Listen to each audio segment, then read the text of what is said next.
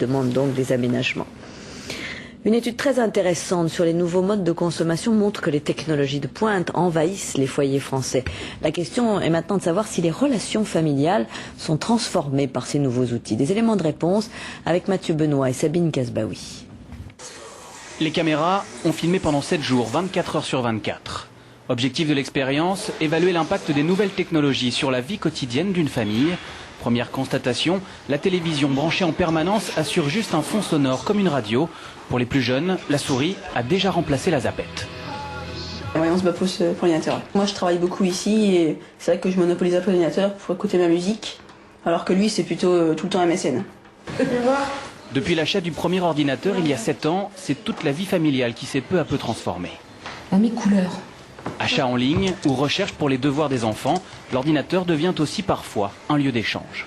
Souvent, je sais pas, j'ai un de mes enfants qui m'appelle pour me montrer telle ou telle chose, ou on partage quand même quelques petites choses. Et puis pour le travail notamment, c'est très utile, moi, je trouve. Les enfants ont quand même une part de leur jardin secret, si vous voulez, maintenant, parce qu'ils ont effectivement un environnement d'amis. Ils ont une communication extérieure qu'on ne maîtrise pas. Et si les parents s'y mettent peu à peu, les utilisateurs les plus avertis restent toujours les plus jeunes, des virtuoses du clavier qui maîtrisent à la perfection tous ces nouveaux outils de communication.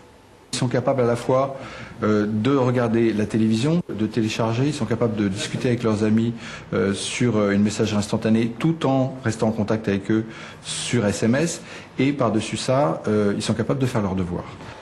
Actuellement en France, un foyer sur 2 dispose d'un accès à Internet. Une multiplication des ordinateurs qui transforme les salons et les relations familiales. Un internaute passe en moyenne 13 heures par semaine sur le net, un chiffre qui a doublé en 5 ans et qui continue à augmenter. Une vaste opération contre des pilleurs d'épaves vient d'être menée dans l'Hérault. Plus de 900 objets d'origine gallo-romaine ou étrusque ont pu être récupérés. De nombreux navires échouant en Méditerranée avaient été pillés pendant plusieurs années. 5 personnes ont été mises en examen. Ludovic Romanin, c'est Wassila